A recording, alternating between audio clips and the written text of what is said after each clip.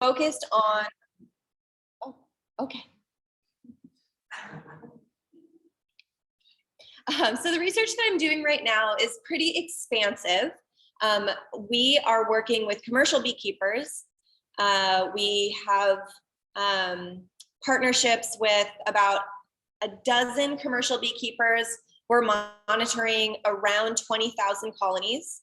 And we are looking at pretty much the entire suite of potential environmental factors that have that could be harming bee colonies and causing mortality at the end of the season. So we are using a ton of remote sense data and beekeeper collected data, using quite a bit of technology, which I'll be talking about, to collect a massive amount of data in order to understand some of the trends, some of the potential hazards that bees are facing over the course of the season.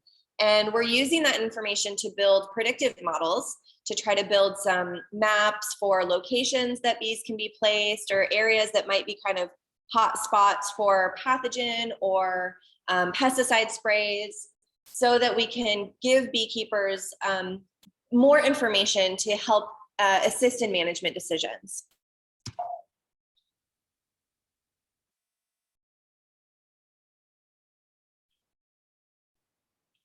Okay, so just a little bit of an overview. I'm going to just talk with you about some of the challenges that you are experiencing and that beekeepers are experiencing. And then I want to talk a little bit about agricultural technology overall. And then a little bit about why beekeepers haven't really adopted a lot of the technologies that we've seen in agriculture. I want to tell you a little bit about some of the available technologies, and then how you might integrate that into your own beekeeping, and how that might help people like me to use your data and participate in research projects. So I want to hear from some of you, maybe some of the folks in the room. What challenges are you facing with your bees? Mites. Yes, that's a big one. Bad forage. Bad forage, yes. Yeah. European foul brood, absolutely. Mm-hmm. Pesticides, yes. My hive last year, I lost to pesticides. Yeah, so I kind of put this together based on what I've heard from many other groups. It sounds like y'all are experiencing some of the same problems. Varroa mites are the biggest problem. Every single beekeeper will tell you their biggest problem is Varroa mite. I think anyone who has one hive all the way up to several thousand hives will tell you that same problem. Other pests and other diseases, European foul brood, other sort of weird foul brood-like diseases that aren't quite foul brood, but similar symptoms. That's something that we're working on with blueberry pollination. We're seeing a lot of kind of weird foul brood-like symptoms, but we're not quite sure. It's not testing positive for foul brood. Neighbors not treating for Varroa. If you have another beekeeper in your neighborhood who isn't managing their Varroa, their bees are spreading it to you even though you're doing everything right. Landscaping companies spraying pesticides, neighbors spraying pesticides, not following those pesticide instructions or labels. I think we're all experiencing some weird weather this year. It's been kind of a weird late season. Tracy was mentioning, you've got 7 days, you've got to be on that calendar every 7 days. But what if on day 7 it's raining? Scheduling doesn't necessarily work out, or on that 7th day you have to work and you aren't able to get to your bees. Scheduling difficulties, poor weather, those things can be really challenging. Queen replacement access. If you lose a queen at some point, do you know exactly how you're going to get your next queen? Do you know that they'll have stock for you available? That can be a big challenge, especially in kind of the middle of the summer when the queen producers aren't keeping such ready supplies. A lot of the treatment options for things like Varroa are just not working very well. And the ones that do work are difficult to access. And then of course our winter losses, 30% of colonies are dying out every winter. And that's, everyone ranging from hobbyists all the way up to the big commercial beekeepers. We're seeing 30% loss of colonies every year.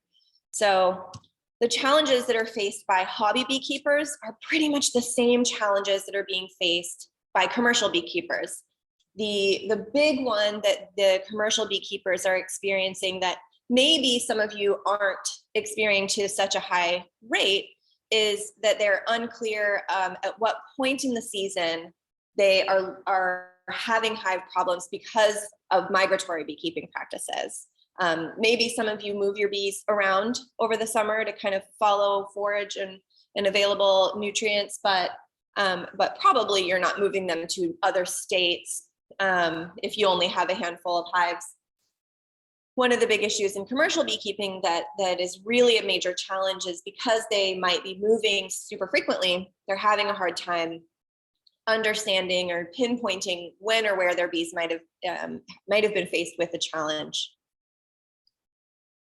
Monitoring and tracking hives is extremely important. Tracy said every 7 days. What kinds of monitoring practices are you all doing? Do you, I would love to hear again from a couple of you, maybe this time on Zoom. How many hives do you have? How often are you doing inspections? What kind of information are you looking for when you do your inspections? And then how do you track your data? Does anybody on Zoom want to jump in and just answer these questions? No.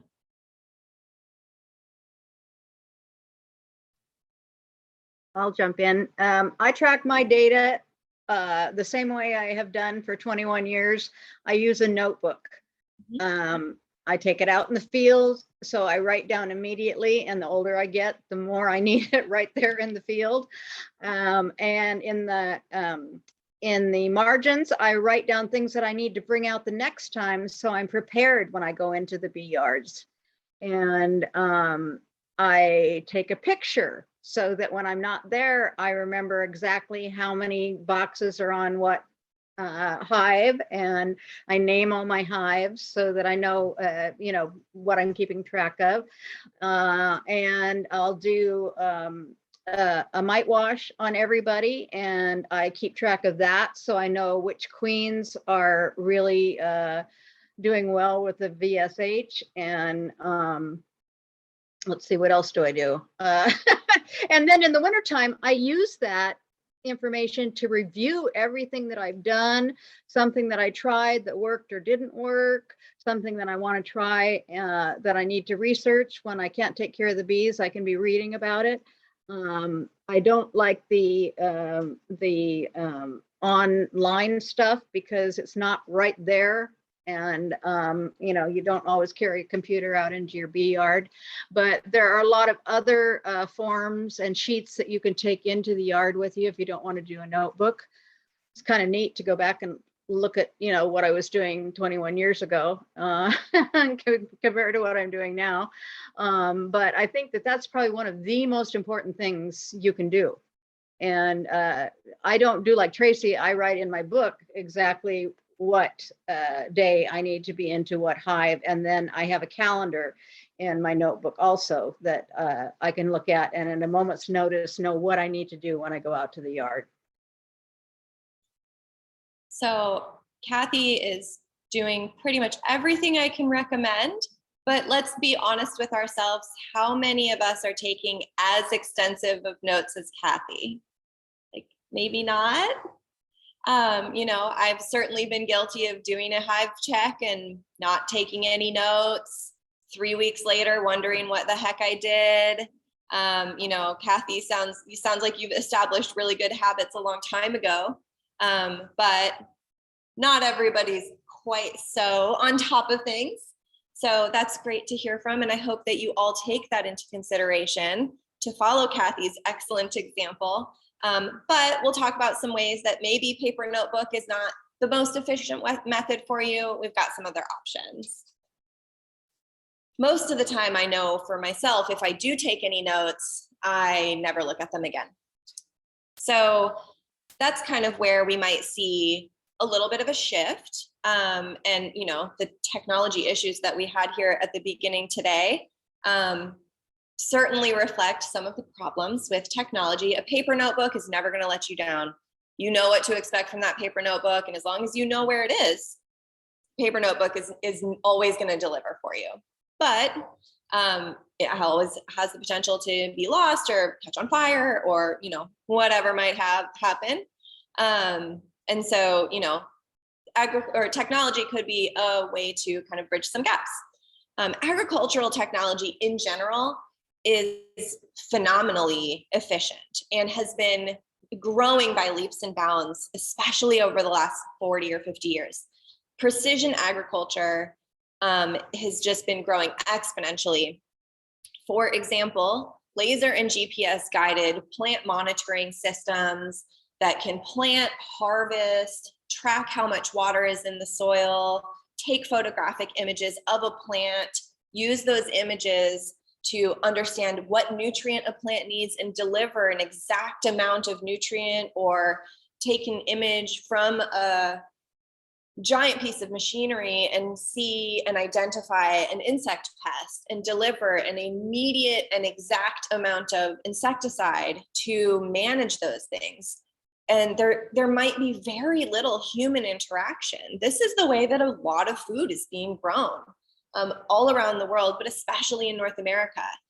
Some of these precision fertility, you know, these instruments and machineries are applying, you know, they're taking information about the current weather data, the potential kind of future week's weather and projections and forecasts, and building models and delivering an exact amount of water to a plant, maybe even different from the plant in the next row over, based on what those plants need. And so, you know, I think what we heard a lot from Tracy, there's an art to beekeeping. There is also a potential science to beekeeping. So, you know, individualized diet creation on demand from a piece of machinery, taking a tiny blood sample from a cow approaching a feeder, kind of immediately recognizing what nutrient this cow might be needing a little bit more of, and creating a bowl of food for her in that moment that's exactly the dietary requirements that she has. You know, these precision agricultural technologies are amazing, but we don't really have anything like that for bees. You know, the USDA classifies honeybees as livestock.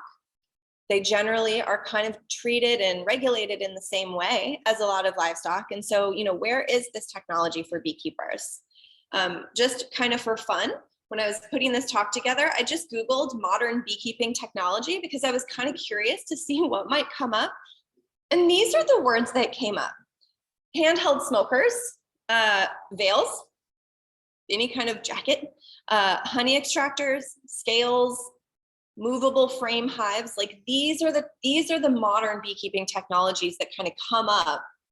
And you know, these are all the things that y'all are using, that I'm using, that commercial beekeepers that are running 25,000 hives, these are the tools that we're using. These things were invented in the 1800s or before.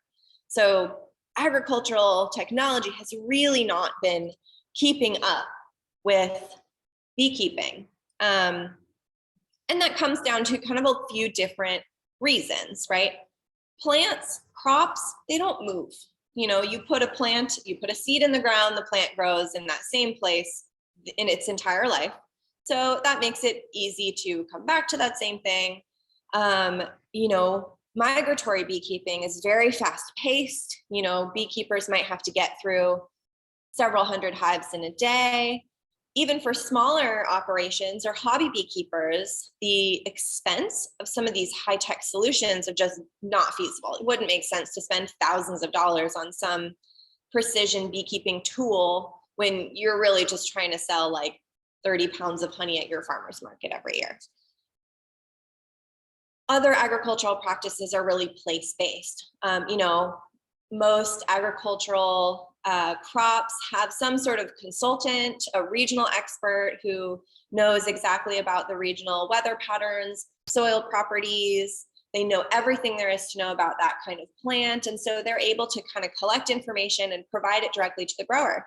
But with commercial beekeeping, especially because the beekeepers are moving around and not necessarily staying in one place for very long, And they're all taking different routes. That can make it really difficult for any kind of expert or specialist to say, you know, based on these factors, this is what your bees might need right now. And, you know, having spaces like this one, where you have other folks that are in your regional community, you're all experiencing similar weather patterns and similar floral resources, and having this community that you can talk to each other and learn from experts, folks that have been keeping bees for 20 plus years, and share those knowledge, share that knowledge and resources is really wonderful. So, you know, I definitely encourage you to keep doing that and keep meeting with each other.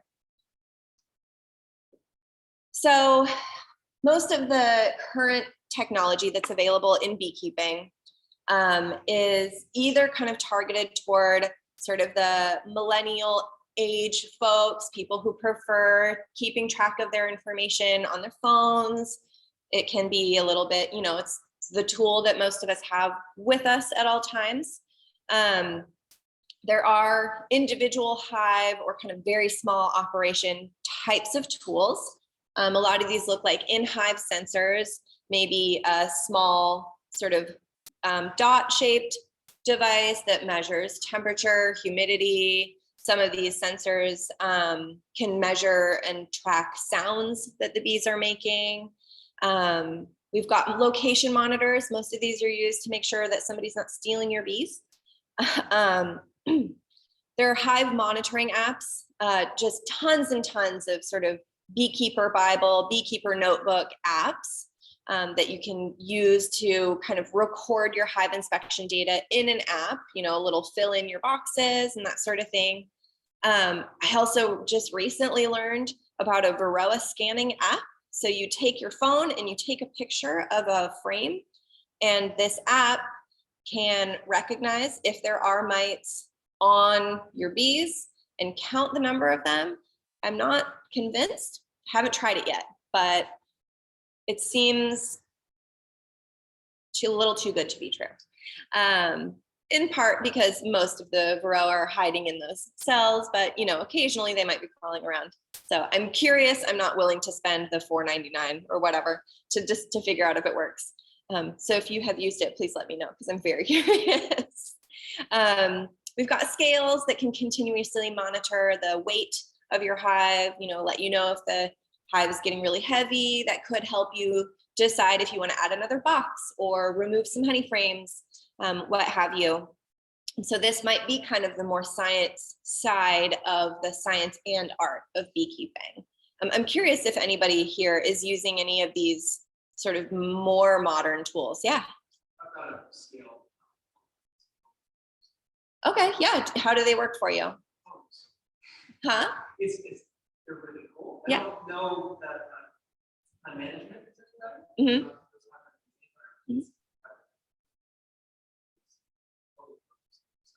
Yeah.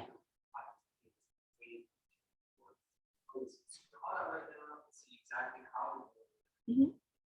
Yeah, so somebody in the, yep, so somebody in the room is saying that they've got some scales on their hives and some in-hive sensors, and it's really cool to be able to kind of in the moment see how the hives are doing. They can see the change in weight due to the honey flow and that sort of thing. So that's awesome. I mean, it's sort of similar to wearing like a Fitbit and, you know, checking out like, well, what was my heart rate while I was sleeping? Or, you know, you can look up on your phone and see like how much weight has my hive gained in the last couple of days.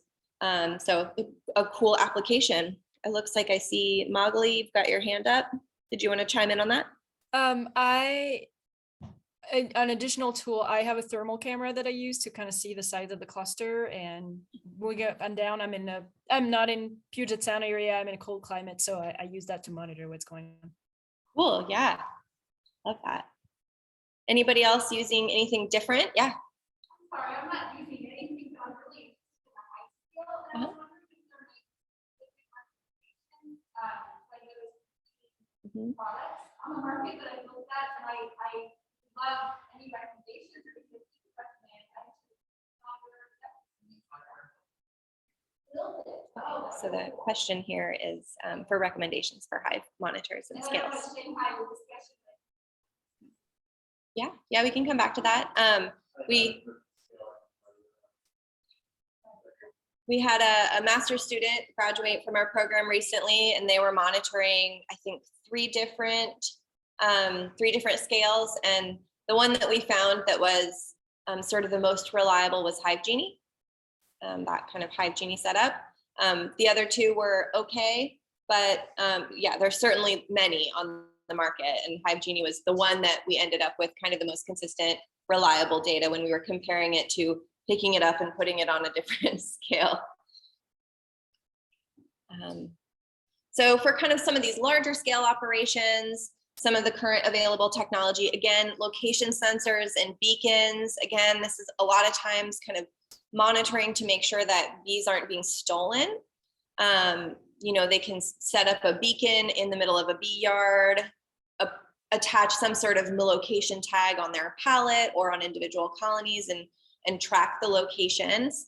There are also hive monitoring apps, colony monitoring apps that allow multiple users. So, you know, an entire crew of apiary workers might be able to kind of check in at the same time so they can take much larger scale data. Again, sensors that track movement with forklift contact. So if a forklift is picking up an entire pallet of bees, that forklift can kind of scan, which reduces the overall sort of requirements from those beekeepers or apiary workers. There's a lot of drone monitoring for blooms, which is, you know, can be really helpful in beekeepers releasing their bees from a certain orchard or, you know, deciding when to enter an orchard. You know, it's can be detrimental for a beekeeper to drop all their bees in an orchard that's not going to start blooming for 4 or 5 more days. And so having some information about when those blooms are going to be starting from a remote location can be very helpful. But in general, a lot of beekeepers really aren't adopting this technology. It can be very expensive to implement. You know, if you have to put a sensor in every single one of 20,000 hives, it doesn't matter how much that sensor costs, that's going to be a big expense. A lot of times too, apiary worker turnover can be really high. A lot of apiary workers in bigger commercial operations are seasonal, so there's a lot of training, and it might kind of not seem worth it for the expense to train a worker, not only to keep bees, but also to use this technology. Again, issues of scale, you know, it can be really difficult to track every hive the same way that a human can. You know, technology and machines are never going to be quite as good as a human being in kind of understanding our bees, because there is such an art to it. And so, you know, is it really worth it to lose that that kind of fine detail sort of for a convenience factor? And in some cases it might be. It might be kind of unclear how or why to use this technology, and some of the benefits are still not fully understood. You know, this technology is still quite new to me. And so, you know, for a beekeeper who's kind of unsure or unclear on how to use this technology or why to use this technology, if they've been successful in their business for 20 years, you know, they really just might not see the benefit for that. Here's just, here's an example of a couple of different ways that beekeeping operations might sort of move through the season. So on the top in blue, you can see this might be kind of a smaller operation, beekeeper A. They start with their group of bees, maybe in almonds in January. They move to a few different locations, making their splits, doing all of their different management methods. But over the course of the season, the groups generally kind of stay together as they move. Beekeeper B in the middle here, oh, that red color is not really showing up on here. Maybe they start all in one location in almonds again, and then maybe they kind of send 2 groups out and take separate paths for those 2 groups and then bring them all back together for their kind of winter storage location. And then beekeeper C, which is representative of some of the beekeepers that we work with, they might be operating on 8, 10 different locations at any given time, combining bees, bringing them back together into a single location every once in a while, doing splits, making combinations, pulling frames off, you know, making all sorts of different management methods at every location. And then finally at the end of the year, coming all back together. And So, if in a situation like the bottom group, it might be next to impossible to track every instance of what happened to a colony over the course of the season. All right, so part of the reason why I'm here is to explain why I think this technology can be very important, in particular to me, to research. One of the most difficult parts of honeybee research is data collection. Science is really based on replication, continually collecting data and collecting a lot of data because it can be super helpful to talk to your friend who has bees and who has some experience about their experience and catch some advice. But it doesn't matter if they've been keeping bees for 20 years, their experience is still going to be a little bit different than yours. And so it's hard to make a generalization if you only are collecting information from one other source. And that's really the basis of this whole scientific process, is we're collecting information from a lot of different sources and summarizing that and kind of understanding the trends and things like that, is on a larger scale. But in order to do honeybee research, we have to keep a lot of bees. If we want to do research on that kind of scale that it might actually be relevant to a commercial beekeeper, we have to match their effort. And so at the WSUB program, we are currently keeping around 400 colonies. I believe it's one of the largest research colony groups in the country. But if you read scientific literature, a lot of the honeybee research is being done on 5, 10, 15 hives. And so while that is very useful to understand in small scales, that kind of research can't really give us big, broad understandings about some of the problems that we're seeing and how to face them. The only way that we can really make some of those larger recommendations is by collecting a lot of data. And so some of these beekeeping tools do generate a huge amount of data. And because it is making that available to beekeepers, if you're collecting this data, that data is available to you. Like Tracy said with her notebook, she goes back through and she looks at everything she did and she makes decisions for next year. And that's awesome. What this kind of technology could do is take all of your information and help us understand what kinds of recommendations that we can make to you. So I just want to tell you about a couple of projects that we've been working on. This is by no means any kind of like sales pitch. It just is the tool that we are using. So excuse me one second.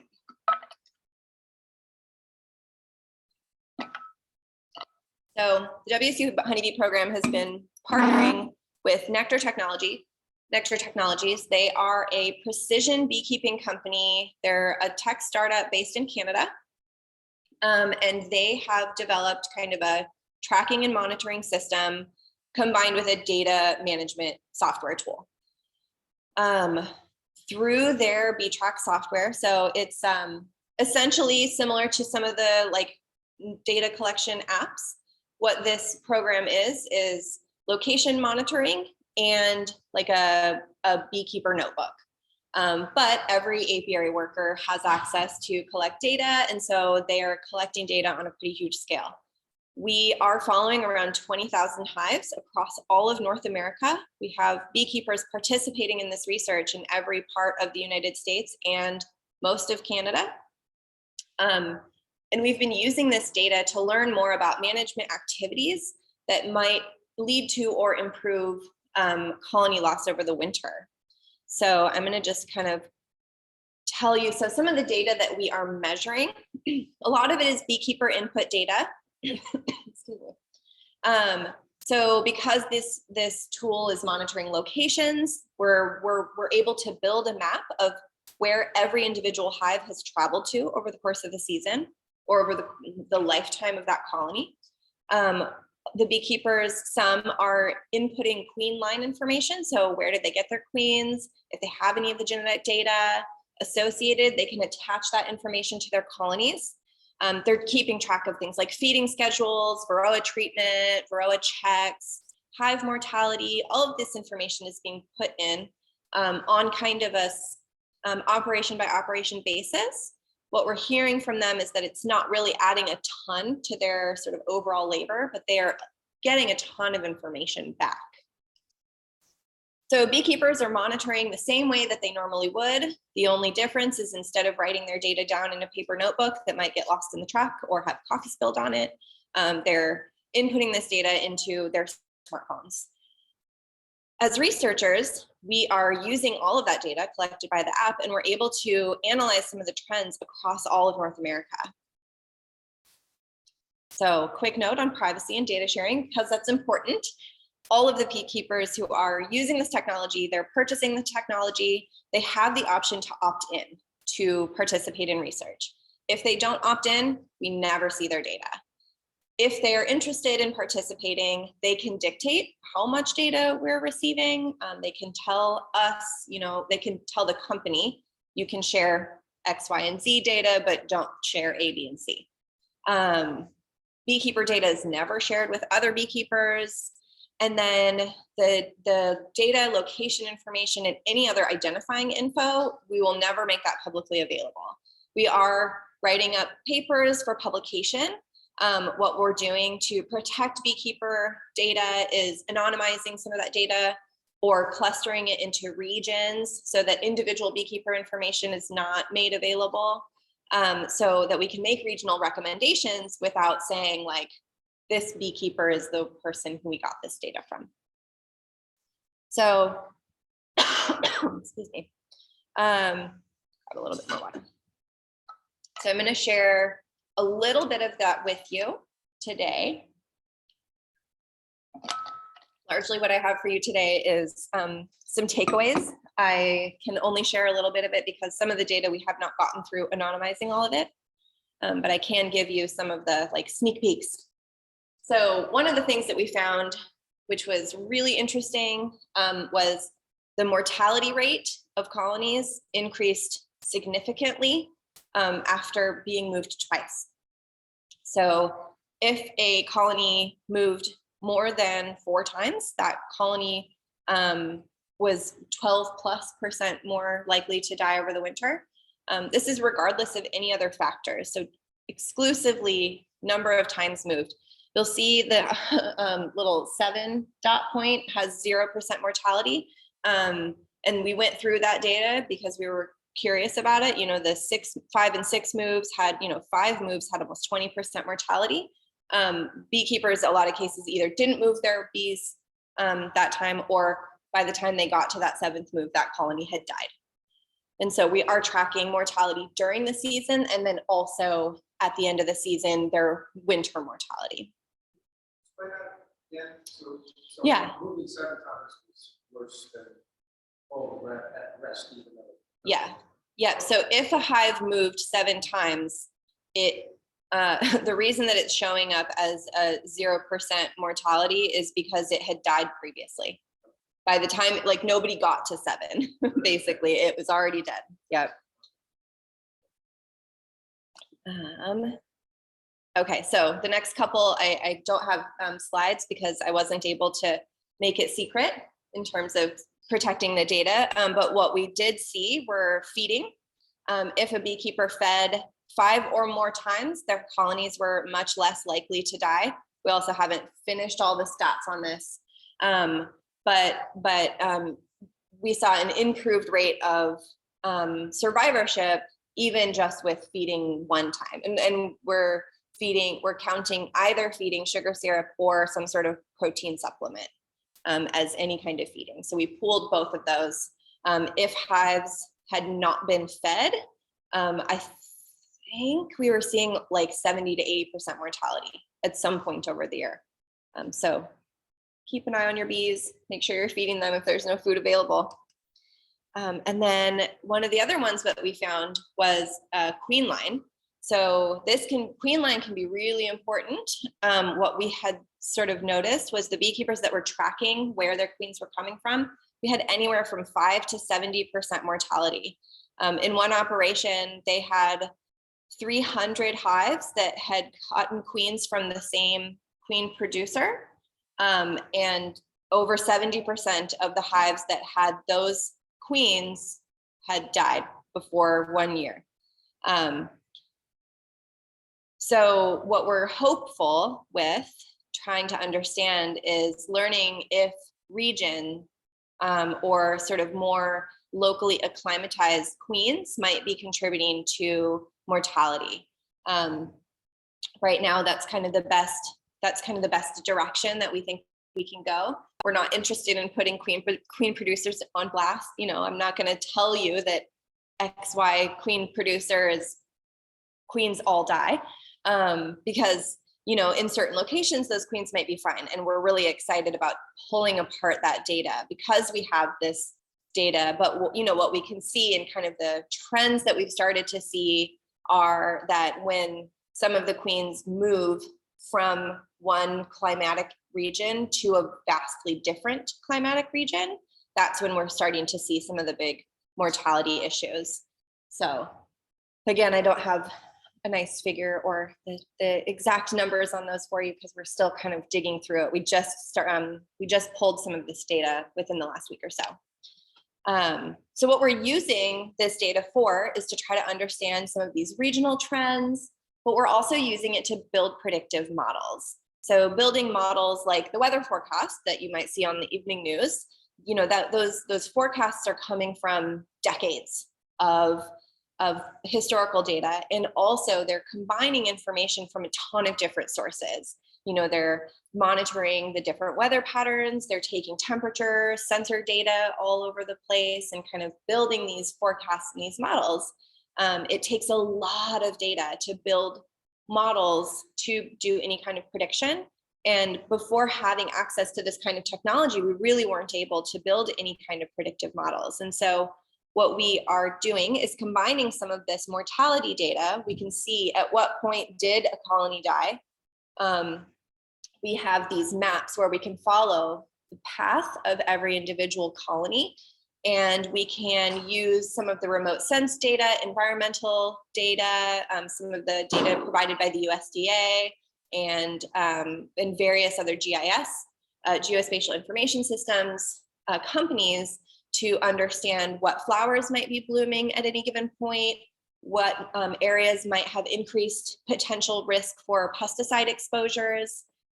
And then we can also pair this with the data that we're collecting about when and where hives might be dying to kind of understand what was their exposure route, and can we then use that information to recommend to beekeepers, like, next year, don't go back to this area during this time because this is the area where your bees may have been exposed. We're pairing this information with data that we are physically collecting. We're taking pesticide samples from about 200 hives that are kind of following all these different paths every couple weeks. We have beekeepers that are doing hive checks every week. So we are combining this with sort of very fine scale data that our team is collecting with some of this very broad scale data that beekeepers are collecting.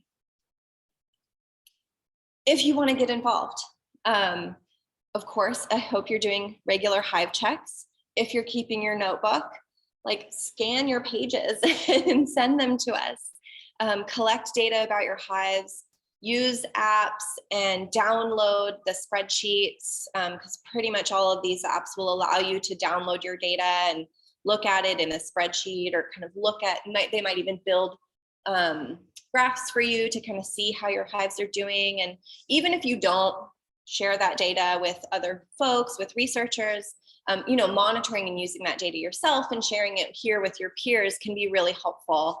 If you decide that you want to go that route, you know, share it with researchers, follow your kind of data management practices, make sure that it's easy to read and easy to format. But if you're interested in doing that and participating in this research, you know, I find value everywhere from folks with one colony all the way up to the big operations, because you all are very experienced and you know your hives better than anyone. And so, you know, kind of hearing from somebody who's very experienced and looking at their bees and also using this technology is a different type of experience than somebody who's managing 20,000 colonies. And ideally, I would like the models that I'm building and the predictions that I'm hopefully able to make to be reflective to everyone and not just the major commercial beekeeping operations. Just a couple of notes on kind of data collection best practices, like Kathy was saying, she's using the same notebook, she's coming back to those notes, she's collecting the same type of data every time she visits her hive. Collect that same kind of data every time you visit your hive. And if you learn something new that you want to add in, of course, that's wonderful. But kind of continually collect that same type of data. All of the different pieces of data, as much as possible, should kind of be in its own place just for ease of use. If you decide you want to share, if it's just for your own use, please, by all means, collect your data however it makes sense to you. Have somebody check your work. If you decide, hey, I'm going to type up all my data and I'm going to send it to Ray, double check somebody, make sure that you didn't accidentally put that you have 57 frames or, in one box.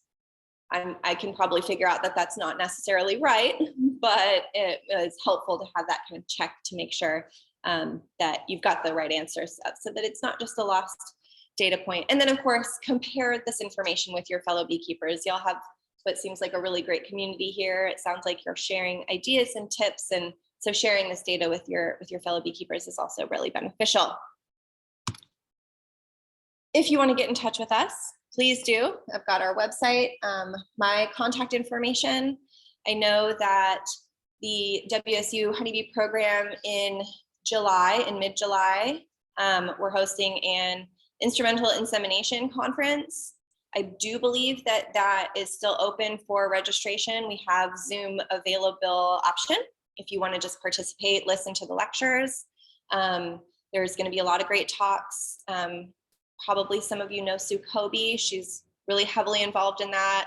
And so we're going to be doing a big breeding and instrumental insemination conference. So if you want to learn more about that, our website has all of that information. And with that, I will take any questions. Regarding mortality of bees. Mhm. Lives, but I would think it's like a hand in hand with that would be how much honey is taken from the bees or how much is left. Mhm. How does that? Yeah, so the question was comparing information about feeding with honey that's being taken out or honey that's being left in the hive. Are we kind of keeping that information separate? So some of the beekeepers are keeping that information separate. Some of them just kind of refer to their honey pull. They might only really pull honey one time at the end of the season. And so for some of it, we can kind of break it down, and for some of it, we can't.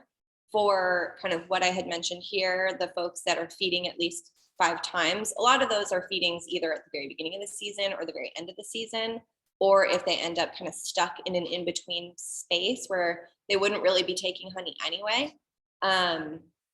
But yeah, we're still kind of working with that. We're asking beekeepers to collect data the same way they normally would. We don't want to interfere with their operation, and so sometimes that means we lose a little bit of data.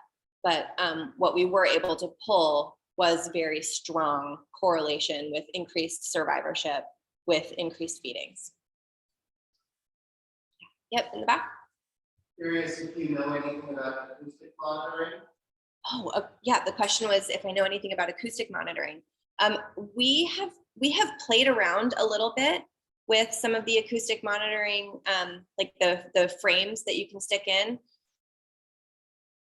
We didn't have a lot of success with them. What we noticed was the bees tended to propolize over the mics, and then things got muffled, or they chewed on the wires that were connected to the battery pack. And so we didn't have a lot of luck with that more than about a month. But I know there have been a handful of companies that are starting to, make those a little bit more difficult to destroy by the bees. And so I'm curious to see where that technology will go. But personally, my experience was it didn't really do a whole lot for me. Thank you. Yep. One is that, what would you be listening for? Mhm. Your song? Yeah, so the question was, what would you be listening for with acoustic monitoring?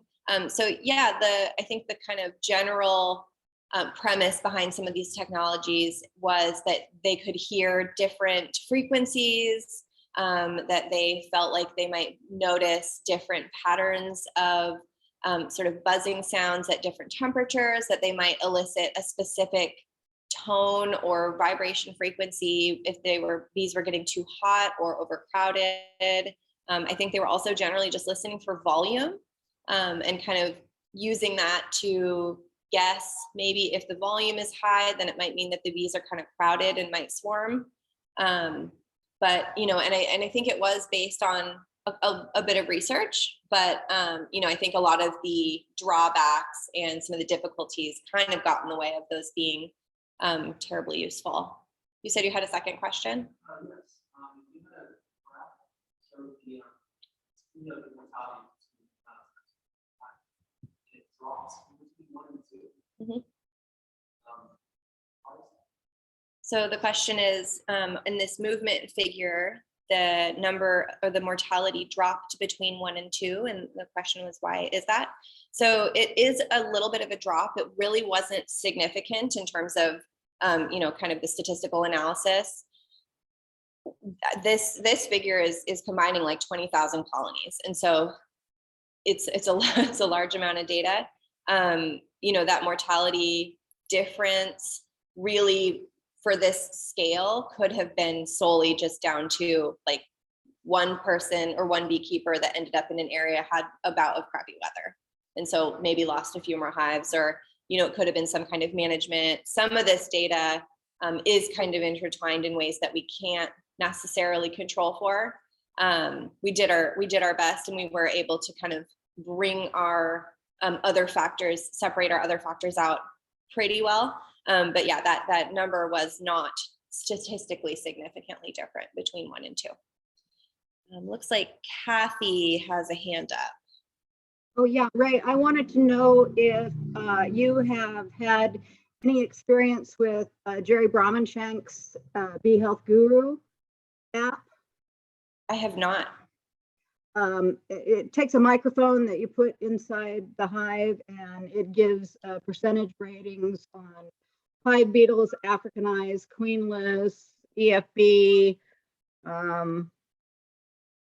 I can't remember all of them right now, but and then you have the ability to upload that information to him, and they are refining it, and they're going by the noises that the bee makes. And when I spoke with him, I asked him, what about like you go and you do this in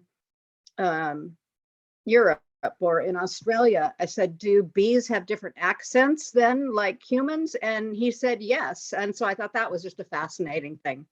Yeah, I hadn't heard of that before, but I mean, it makes sense. We see a lot of sort of subspeciation in different areas, or sort of different strains of bees. So it makes sense that, dog barks sound different when they're different subspecies or different types. So it makes sense that different varieties of bees have a slightly different sound.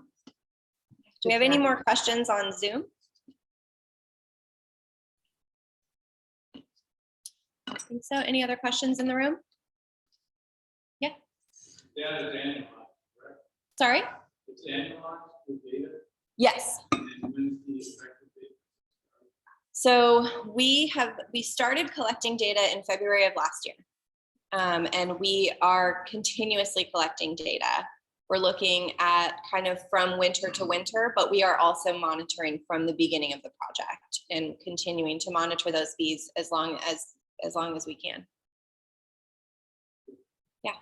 Sorry, the question was, when is the start date of our data collection, and is it following annual patterns?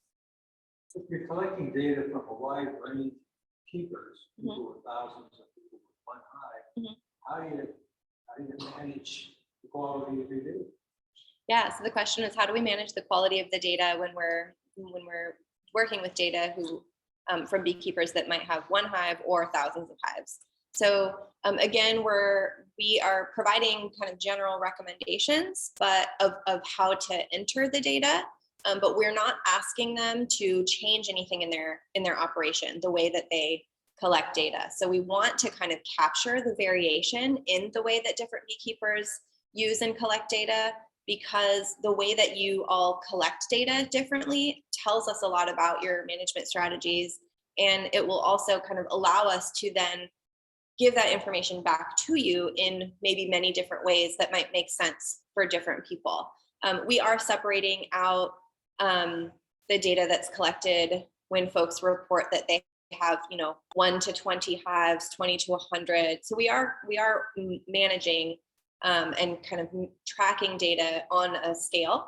And so we can look at a subset of data and see, generally folks with 1 to 20 hives, their data is much higher quality because you have a lot more time to spend in every hive.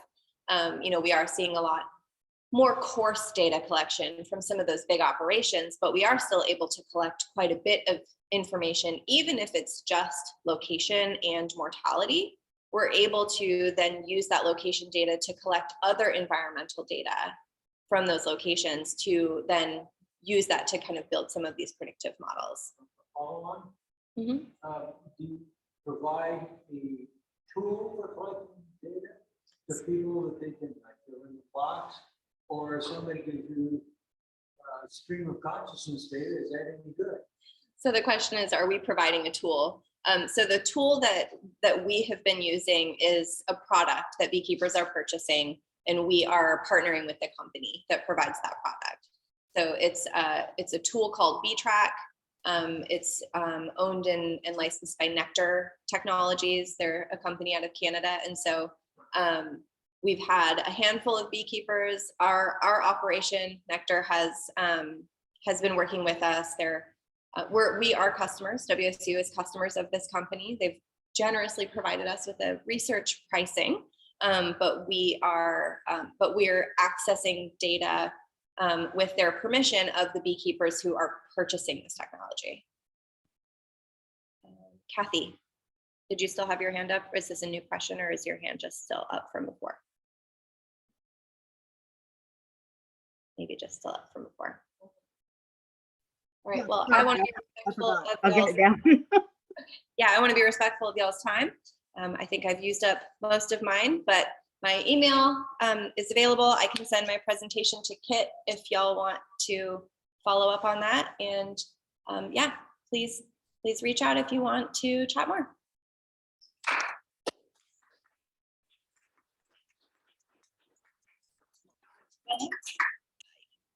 It'll